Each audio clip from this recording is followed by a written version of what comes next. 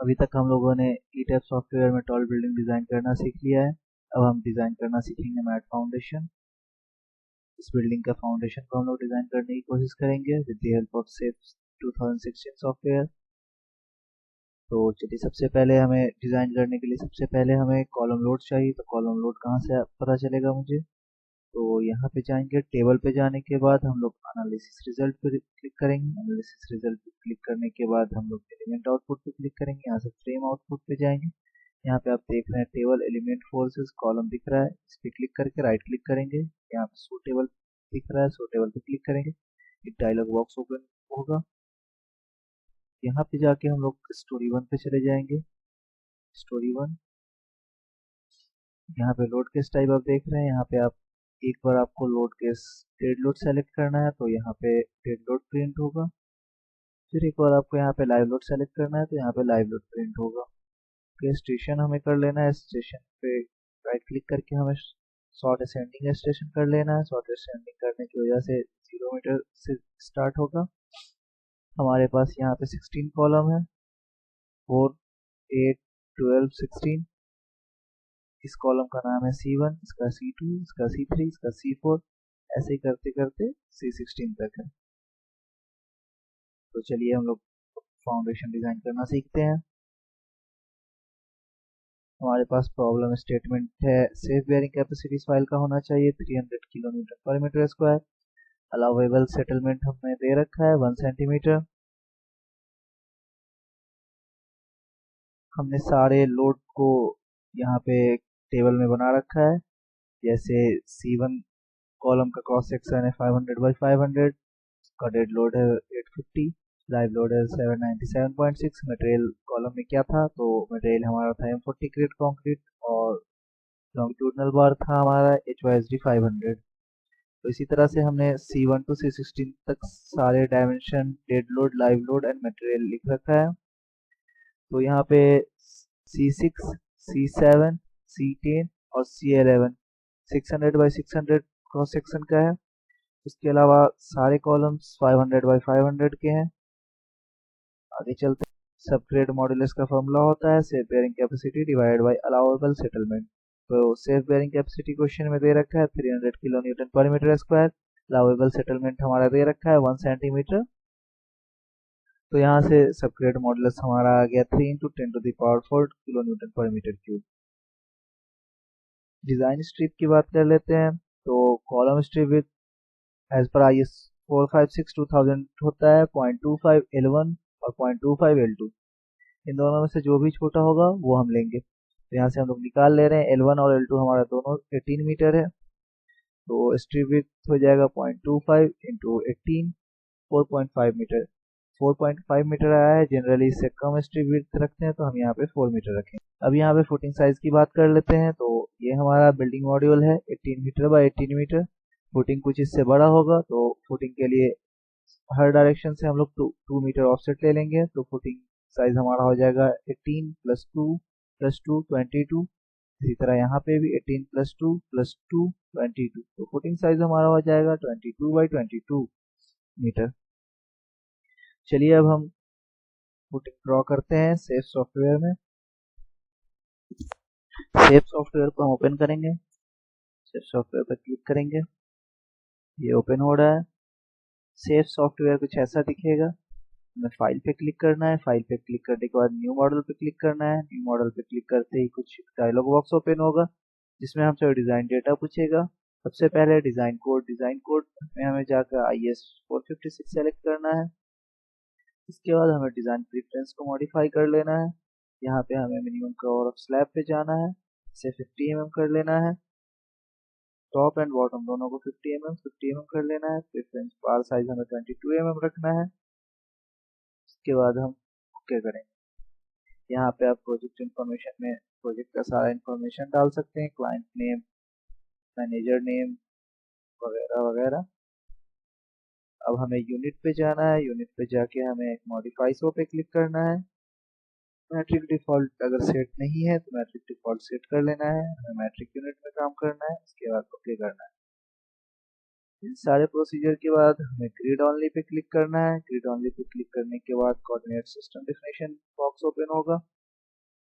यहाँ पे हमें एक्स डायरेक्शन में 18 मीटर चाहिए, वाई डायरेक्शन में 18 मीटर चाहिए, 1 मीटर ग्रिड स्पेसिंग का लाइन चाहिए। तो 19 लाइन होगा एक्स डायरेक्शन में और 19 लाइन होगा वाई डायरेक्शन में।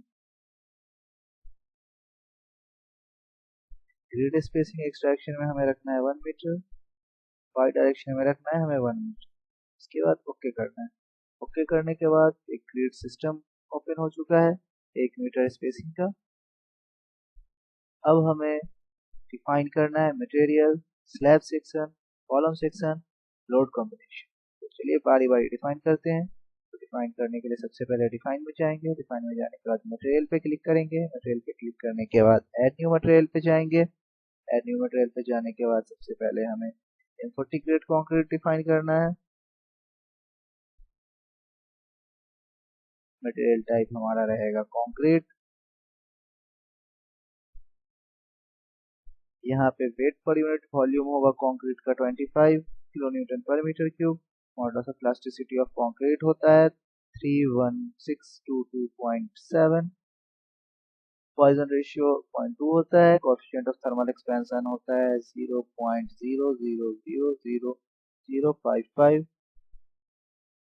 एफसीके ऑफ कंक्रीट 40 ग्रेड कंक्रीट है तो 40 होगा। इसके बाद हमें ओके कर लेना है। फिर ऐड न्यू मटेरियल पे जाना है। हमें रीवार डिफाइन करना है HYSD 500। मटेरियल टाइप में जाएंगे, रीवार पे क्लिक करेंगे। वेट पर यूनिट वॉल्यूम होता है 77 kilo newton per metre cube. Modulus of plasticity होता है 2 × 10⁵ newton per metre newton per mm square. Minimum yield stress Fy हमें रखना है 500 क्योंकि Fe 500 है ये। मिनिमम टेंसाइल स्ट्रेस हमें रखना है 545। इसके बाद हमें ओके करना है। हमने ग्रेड ऑफ कंक्रीट और लॉन्गिट्यूडनल बार दोनों डिफाइन कर लिया है। इसके बाद हम यहाँ से बाहर निकलेंगे, ओके क्लिक करेंगे। अब हमें डिफाइन करना है स्लैब प्रॉपर्टी। तो स्लैब प्रॉपर्टी पे क्लिक करेंगे, ऐड न्यू प्रॉपर्टी पे जाएंगे। स्लैब का नाम यहाँ पे रख लेते हैं मैट। स्लैब मटेरियल हमारा है M40। थिकनेस ऑफ स्लैब हमें रखना है 500 mm। इसके बाद हमें करना है ओके। फिर अब हम यहाँ से बाहर निकलेंगे, ओके क्लिक करना है। फिर से डिफाइन पे जाएंगे। डिफाइन पे जाने के बाद कॉलम प्रॉपर्टी पे क्लिक करेंगे। कॉलम प्रॉपर्टी पे क्लिक करने के बाद कॉलम प्रॉपर्टी का डायलॉग बॉक्स ओपन होगा। यहाँ पे ऐड न्यू प्रॉपर्टी पे क्लिक करेंगे। यहाँ पे हमारे पास दो क्रॉस सेक्शन का कॉलम है 500 by 500 mm into 600 by 600 mm। तो कॉलम 500 इसको कर लेते हैं।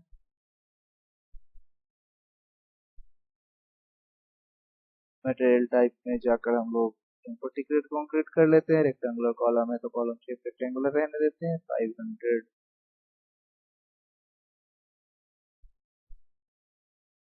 500। इसके बाद हम ओके क्लिक करेंगे। फिर से ऐड न्यू प्रॉपर्टी पे जाएंगे। ऐड न्यू प्रॉपर्टी पे जाने के बाद इसका नाम कॉलम 600 कर लेते हैं। कॉलम 600 करने के बाद इसे भी 600 बाई 600 कर लेते हैं। मटेरियल हमारा हो जाएगा M40 ग्रेड कंक्रीट। उसके बाद ओके करेंगे। यहाँ पे हमने दोनों कॉलम क्रॉस सेक्शन को डिफाइन कर लिया है। अब हम यहाँ से ओके करके बाहर निकलेंगे। अब हमें डिफाइन करना है soil subgrade property. Soil subgrade property पे क्लिक करेंगे।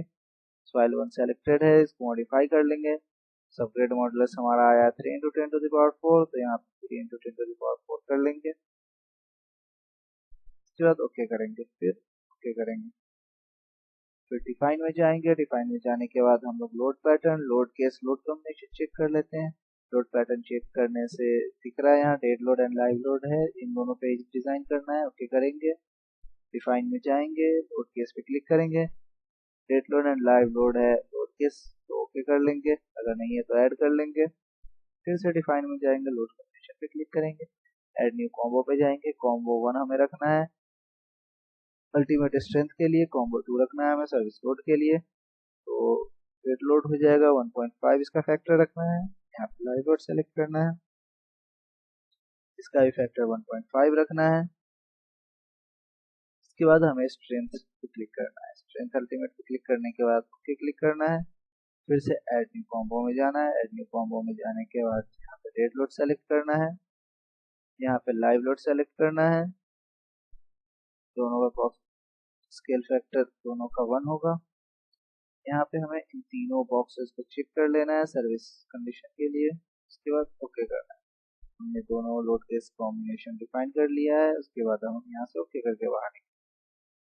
हमने सारे material, slab, column, separate modulus सब कुछ डिफाइन कर लिया है। अब हम ड्रॉ करेंगे। ड्रॉ करने के लिए ड्रॉ मेन्यू में जाना पड़ेगा। ड्रॉ मेन्यू पे क्लिक करेंगे, ड्रॉ स्लैब एरिया पे क्लिक करेंगे, एक डायलॉग बॉक्स ओपन होगा। यहाँ से प्रॉपर्टी हमारा मैट सेलेक्टेड होना चाहिए। मैट सेलेक्टेड है। इसके बाद यहाँ पे क्लिक करेंगे। यहाँ पे क्लिक करने के बाद यहाँ पे क्लिक करेंगे। यहाँ पे क्लिक करने के बाद यहाँ पे क्लिक करना है, फिर यहाँ पे क्लिक करना है, फिर यहाँ पे क्लिक करना है, फिर बाहर निकल जाना है। तो हमने 18 metre by 18 metre slab cross section define कर लिया है। अब यहाँ से हम एस्केप प्रेस करेंगे। एस्केप प्रेस करने की वजह से इस कमांड से बाहर आएंगे। इसके बाद हमें इस स्लैब को सेलेक्ट करना है। सेलेक्ट करके इसे एक्सपेंड करना है। सेलेक्ट करेंगे। सेलेक्ट करने के बाद एडिट में जाएंगे। एडिट में जाने के बाद एक्सपेंड और श्रिंक है।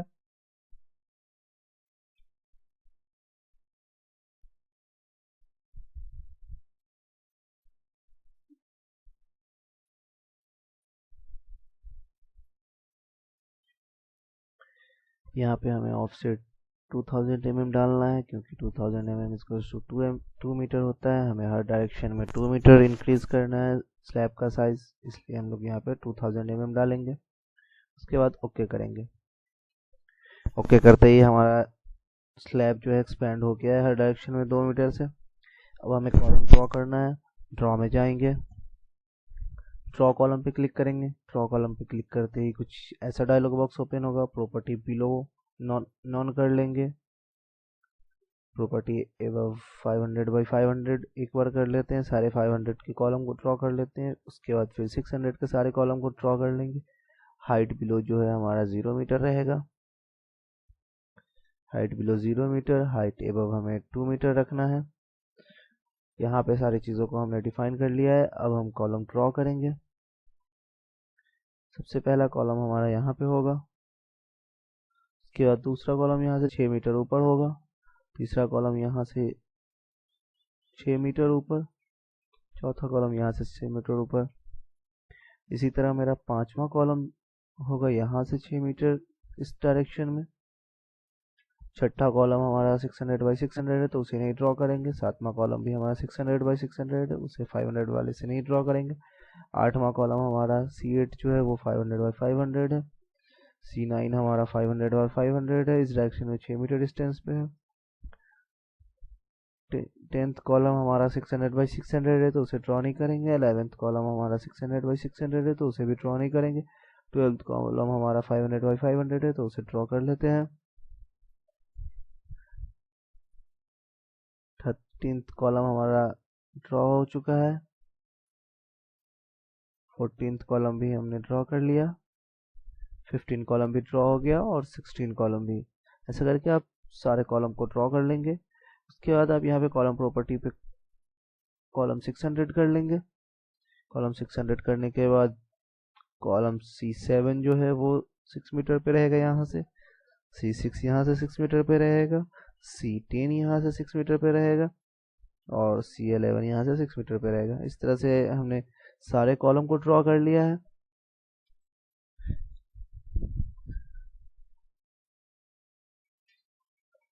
अब सारे कॉलम को ड्रॉ करने के बाद हम लोग ड्रॉ डिज़ाइन स्ट्रिप पे जाएंगे।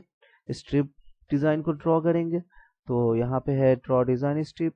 ड्रॉ डिज़ाइन स्ट्रिप पे क्लिक करेंगे, एक डायलॉग बॉक्स ओपन होगा। यहाँ पे स्ट्रिप लेयर 1 है। स्ट्रिप लेयर 1 होता है एक्स डायरेक्शन में। स्ट्रिप लेयर यहाँ पे बी अगर सेलेक्ट करेंगे तो वाई डायरेक्शन में होगा। स्टार्ट विड्थ को हम 4 मीटर कर लेंगे। 4 मीटर हमें विड्थ रखना है हर डायरेक्शन में। 4 मीटर कर लेते हैं। यहाँ पे कॉलम स्ट्रिप सेलेक्ट होना चाहिए। अब हम लोग बारी बारी स्ट्रिप हर कॉलम को सेंटर लाइन से पास होता हुआ ड्रॉ कर लेंगे। तो चलिए ड्रॉ करते हैं column strip. Column strip draw करने के लिए इसके सेंटर पे क्लिक करेंगे। यहाँ से इसके सेंटर पे क्लिक करेंगे, फिर यहाँ से बाहर निकल कर राइट क्लिक करेंगे। इसी तरह सारे कॉलम स्ट्रिप को ड्रॉ कर लेंगे।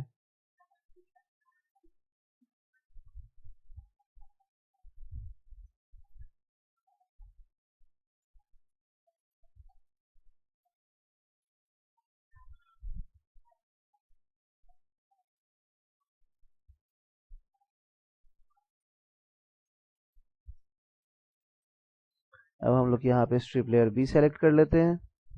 उसके बाद वाई डायरेक्शन में स्ट्रिप ड्रॉ करेंगे हर कॉलम के सेंटर से पास होता हुआ। फिर बाहर निकल के राइट क्लिक करेंगे।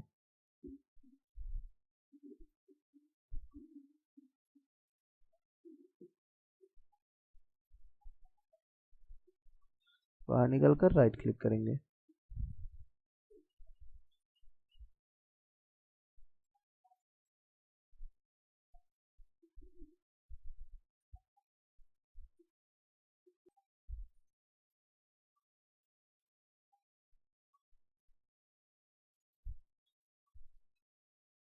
तो इस तरह से हमने सारे स्ट्रिप विड्थ को भी डिजाइन कर लिया है।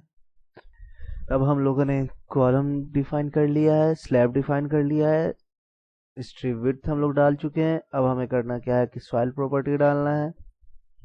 सॉइल प्रॉपर्टी डालने के लिए हमें डिजाइन स्ट्रिप से बाहर निकलना है। डिजाइन स्ट्रिप से बाहर निकलने के लिए हमें एस्केप प्रेस करना पड़ेगा।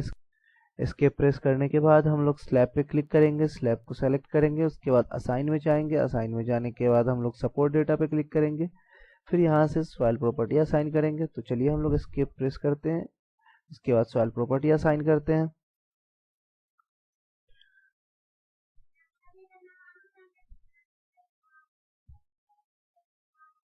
यहाँ से सॉइल प्रॉपर्टी पे जाएंगे। सॉइल प्रॉपर्टी पे क्लिक करने के बाद एक डायलॉग बॉक्स ओपन होगा जिसमें सॉइल 1 दिख रहा है। आपको सॉइल 1 पे क्लिक करना है। उसके बाद ओके करना है। तो यहाँ पे सॉइल प्रॉपर्टी आपका असाइन हो चुका है। सॉइल प्रॉपर्टी असाइन होने के बाद हम लोग कॉलम लोड असाइन करेंगे। कॉलम लोड असाइन करने के लिए सबसे पहले हमें कॉलम पे क्लिक करना है। कॉलम पे क्लिक करते ही कॉलम के मिड पे क्लिक करना है। तो वहां से आपको एक यहाँ पे एक दिखाएगा 1 पॉइंट सेलेक्टेड। 1 पॉइंट सेलेक्टेड दिखने के बाद आप असाइन में जाएंगे। असाइन में जाने के बाद आपको लोड डेटा पे क्लिक करना है। फिर लोड डेटा से आपको पॉइंट लोड पे क्लिक करना है। पॉइंट लोड पे क्लिक करने के बाद एक डायलॉग बॉक्स ओपन होगा। यहाँ पे नेम डेट दिया हुआ है। आपको एक बार डेड लोड डालना है। उसके बाद आपको लाइव लोड डालना है। Dead load and live load आपको दोनों डालना है एक कॉलम पे। तो चलिए डालते हैं। कॉलम 1 पे डेड लोड है हमारा कॉलम 1 पे डेड लोड है हमारा 1850। तो 1850 डाल लेते हैं। 18। यहाँ पे size of load for punching share हमें डालना है। तो कॉलम का साइज यहाँ पे डालते हैं हम लोग। तो कॉलम का साइज डालते हैं 500 बाई 500 बाई 500। उसके बाद हमें करना है ओके। हमने डेड लोड अप्लाई कर लिया है। अब हमें लाइव लोड अप्लाई करना है। लाइव लोड अप्लाई करने के लिए फिर से हमें कॉलम को पहले सेलेक्ट करना पड़ेगा। यहाँ पे दिखा रहा है 1 पॉइंट सेलेक्टेड। उसके बाद असाइन पे क्लिक करना है। असाइन पे क्लिक करने के बाद लोड डेटा पे जाना है। लोड डेटा पे जाने के बाद पॉइंट लोड पे क्लिक करेंगे। पॉइंट लोड पे क्लिक करने के बाद सेम डायलॉग बॉक्स ओपन होगा। यहाँ पे इस बार हमें लाइव लोड सेलेक्ट करना है। लाइव लोड सेलेक्ट किया हमने लाइव लोड का वैल्यू डालना है। हमने लाइव लोड का वैल्यू डालना है 797.6 क्योंकि C1 कॉलम पे लाइव लोड है 797.6। तो 797.6 डाल ले रहे हैं। Size of load for punching shear X direction Y direction में सेम रहेगा क्योंकि कॉलम 1 ही है। कॉलम 1 का साइज 500 बाई 500 है। तो उसके बाद ओके करेंगे। ओके करने के बाद कॉलम 1 पे हमने live load and dead load apply कर लिया है। इसी तरह हमें सारे कॉलम पे live load and dead load apply करना है। सबसे पहले हम लोग 500 बाई 500 के कॉलम पे live load dead load apply कर लेते हैं। उसके बाद हम लोग 600 बाई 600 कॉलम पे live load dead load apply करेंगे। तो चलिए देखते हैं अप्लाई कैसे करते हैं।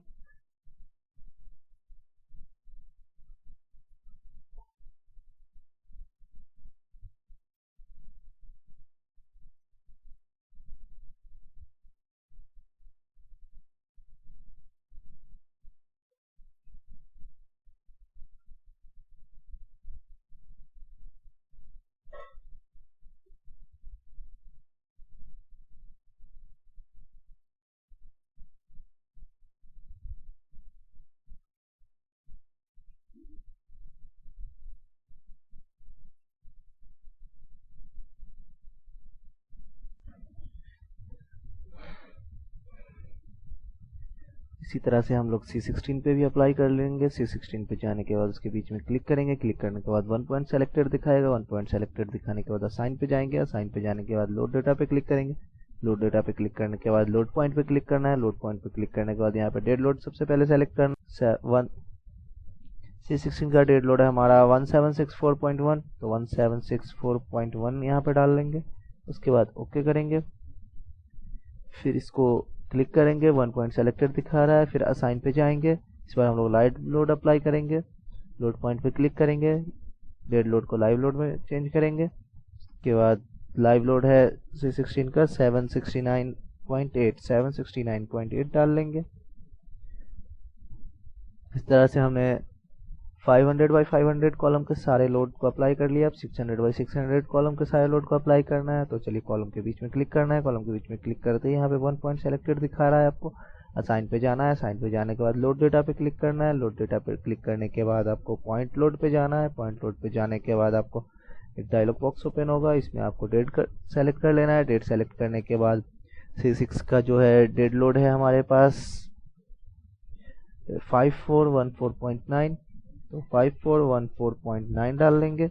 यहाँ पे इसका साइज चेंज कर लेना है। साइज 600x600 हो जाएगा। इसी तरह से आपको लाइव लोड अप्लाई करना है और सारे कॉलम पे आपको डेड लोड लाइव लोड इसी तरह से अप्लाई करना है। तो चलिए अप्लाई करते हैं।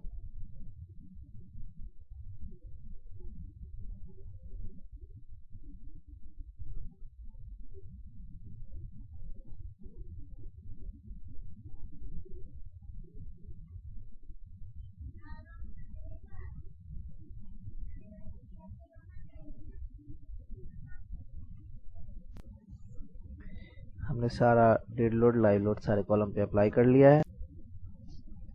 अब चाहे तो किसी भी कॉलम पे अप्लाइड लोड आप चेक कर सकते हैं। आपको लोड चेक करने के लिए इसके मिडिल पे जाना है, राइट क्लिक करना है। राइट क्लिक करने के बाद यहाँ पे लोड दिख रहा है। लोड पे आपको ये दिख रहा है, यहाँ पे ये डेड लोड है और ये लाइव लोड है।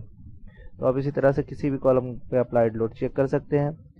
तो चलिए अब आगे का प्रोसीजर करते हैं। अब हमें करना है स्लैब पे रीइंफोर्समेंट अप्लाई करना है। स्लैब पे रीइंफोर्समेंट लगाना है HYSD 500। तो सबसे पहले स्लैब पे जाएंगे, राइट क्लिक करेंगे। राइट क्लिक करने के बाद डिज़ाइन पे क्लिक करेंगे। डिज़ाइन पे क्लिक करने के बाद रिबार मटेरियल यहाँ पे दे रखा है। रिबार मटेरियल पे क्लिक करेंगे। यहाँ से आप HYSD 500 इसे सेलेक्ट कर लें। उसके बाद ओके कर दें। उसके बाद फिर ओके कर दें। तो इस स्लैब पे HYSD 500 अप्लाई हो चुका है। आपको कॉलम पे कोई भी रिबार अप्लाई नहीं करना है। जो रिबार स्लैब पे अप्लाई हुआ है वही रिबार कॉलम पे ऑटोमेटिक अप्लाई हो जाएगा। अब इसी तरह आपको स्ट्रिप पे भी रिबार अप्लाई कर लेना है। तो चलिए बारी बारी सारे स्ट्रिप पे रिबार अप्लाई करते हैं। स्ट्रिप पे जाना है, राइट क्लिक करना है। राइट क्लिक करने के बाद आपको यहाँ पे दिख रहा होगा रिबार मटेरियल। रिबार मटेरियल में जाके आपको HYSD 500 सेलेक्ट कर लेना है। इसके बाद ओके करना है, फिर ओके करना है। आपका एक कॉलम स्ट्रिप पे रिबार मटेरियल असाइन हो चुका है। इसी तरह हम लोग सारे कॉलम मटेरियल पे रिबार असाइन कर लेंगे।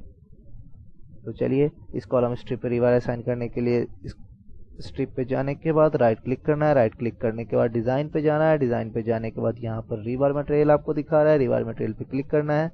यहाँ पे रिबार मटेरियल HYSD सेलेक्ट कर लेना है। उसके बाद ओके करना है। तो इसी तरह सारे को हम लोग कर लेते हैं।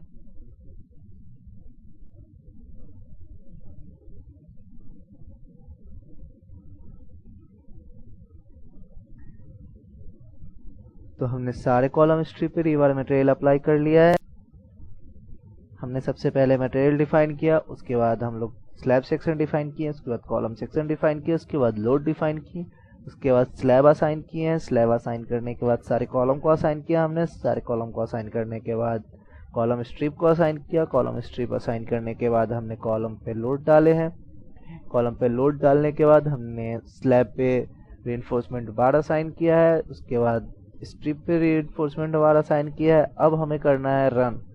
रन पे जाना है। रन पे जाने के बाद रन एनालिसिस पे क्लिक करेंगे। रन एनालिसिस पे क्लिक करते ही हमारा स्ट्रक्चर एनालाइज होना स्टार्ट हो जाएगा। अगर आपका फाइल सेव नहीं है तो सबसे पहले बोलेगा आपको फाइल सेव करना है, तो फाइल हम सेव कर लेते हैं।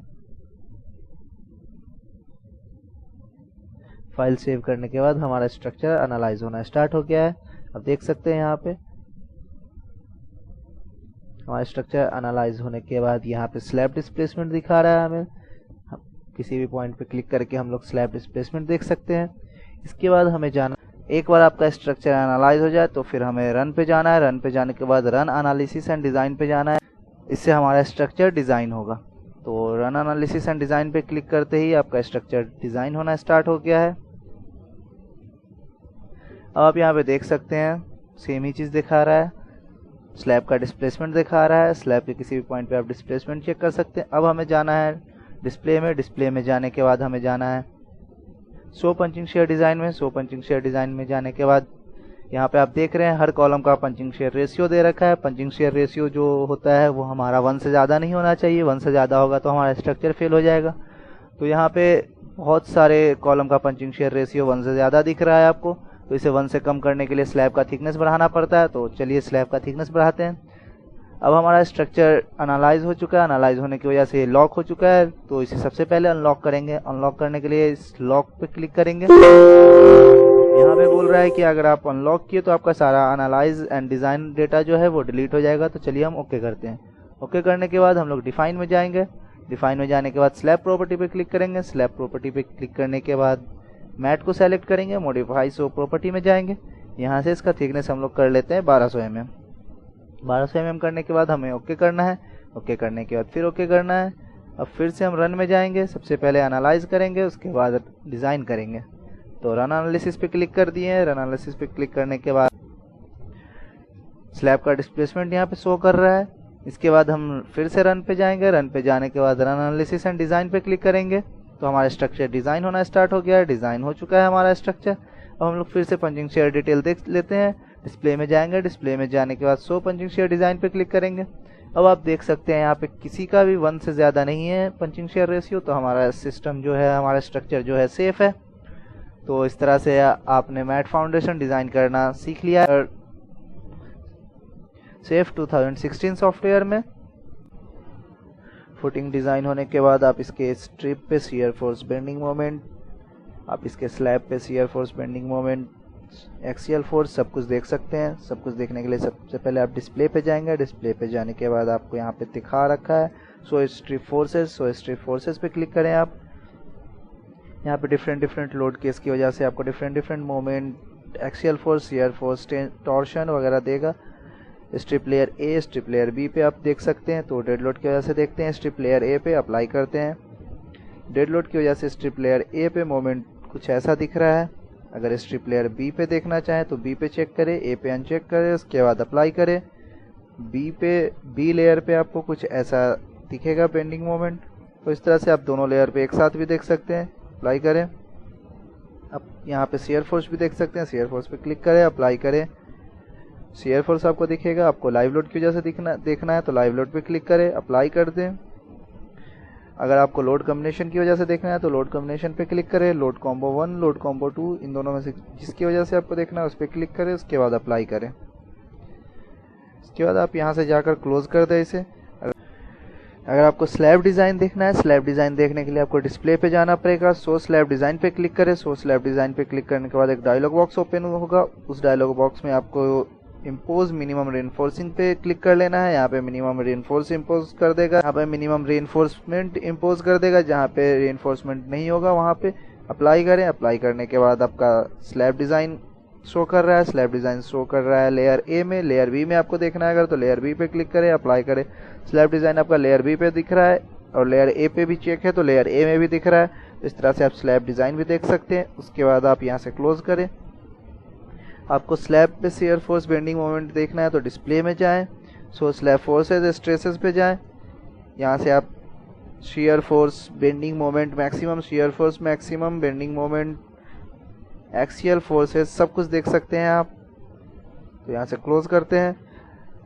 आपको डिटेलिंग चाहिए सारे सेक्शन का तो डिटेलिंग लेने के लिए आपको रन पे जाना है। रन पे जाने के बाद रन डिटेलिंग पे क्लिक करें। रन डिटेलिंग पे क्लिक करने के बाद आपको इन तीनों पे चेक करना होगा। इन तीनों पे चेक करने के बाद आप ओके करें। ओके करने के बाद डिटेलिंग होना स्टार्ट हो चुका है।